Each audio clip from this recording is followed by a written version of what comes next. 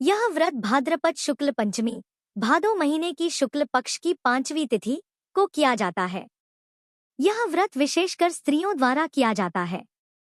इसका संबंध ऋषियों की पूजा और स्त्री के जीवन में अशौच दोष, मासिक धर्म से संबंधित धार्मिक शुद्धता की शांति से है। ऋषि पंचमी व्रत कथा। प्राचीन समय में विदर्भ देश में एक ब्राह्मण रहता था। उसकी पत्नी बहुत धार्मिक थी। उनके घर में एक पुत्र और एक पुत्री का जन्म हुआ। समय बीतने पर पुत्री का विवाह हुआ। विवाह के बाद कुछ समय में उसका देहांत हो गया। जब ब्राह्मण पुत्री की आत्मा परलोक गई तो उसे सर्प योनि में जन्म मिला। कारण यह था कि उसने मासिक धर्म के दिनों में अशुद्ध अवस्था में भी घर के कामकाज और धार्मिक कार्य किए थे। बाद में ब्राह्मण पुत्री की आत्मा दुखी होकर अपने माता पिता के पास पहुंची और कारण बताया। तब उसके माता पिता ने किसी ऋषि से उपाय पूछा।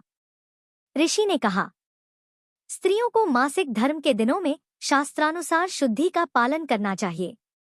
यदि गलती हो जाए तो प्रायश्चित स्वरूप ऋषि पंचमी व्रत करना चाहिए। इस व्रत को करने से दोष मिट जाता है और पुनर्जन्म के बंधन से मुक्ति मिलती है। व्रत विधि संक्षेप में। 1. प्रातः स्नान कर पवित्र होकर व्रत संकल्प लें। 2. सप्त ऋषियों कश्यप, अत्रि, भारद्वाज, विश्वामित्र, वशिष्ठ, जमदग्नि, गौतम की पूजा करें। 3. उपवास या फलाहार करें। 4. कथा श्रवण या पाठ करें। 5. ब्राह्मणों को दान देकर आशीर्वाद।